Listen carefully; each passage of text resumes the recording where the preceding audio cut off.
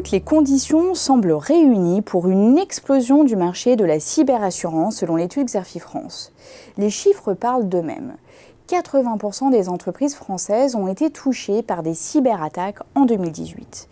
À l'image des très médiatisés Petya et WannaCry, ces attaques ont pris des proportions systémiques. En outre, le cadre réglementaire s'est renforcé avec l'entrée en vigueur du RGPD.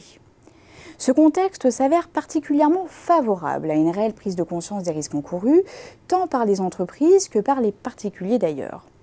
Cependant, la concurrence tend à s'accroître avec l'entrée en liste de nouveaux acteurs attirés par le potentiel de croissance du marché.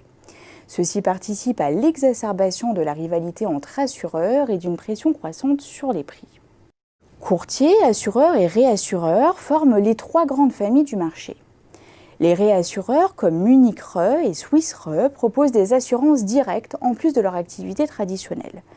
Parmi les porteurs de risques, les assureurs anglo-saxons spécialisés dans les grands risques comme AIG et Chubb tiennent le haut du pavé.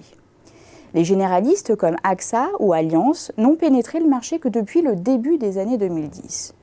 À leur côté, s'est développé un vaste écosystème d'acteurs. Certains experts comme GM Consultants se sont renforcés dans le cyber-risque, tandis que de nombreuses assurtech ont vu le jour ces dernières années. Ces startups tentent de se faire une place sur le marché en se positionnant dans la distribution de produits d'assurance cyber, à l'instar de Snack Assurance. D'autres développent une véritable expertise dans la modélisation des risques et constituent aujourd'hui des interlocuteurs de choix pour les assureurs. Pour tirer pleinement parti du potentiel de croissance, plusieurs leviers sont activés par les intervenants. D'abord, les assureurs multiplient les solutions cyber et renforcent leur bouquet de services. Ils se positionnent aussi sur le très attractif segment des entreprises. La Matmut a ainsi lancé en 2018 deux offres de cyberassurance.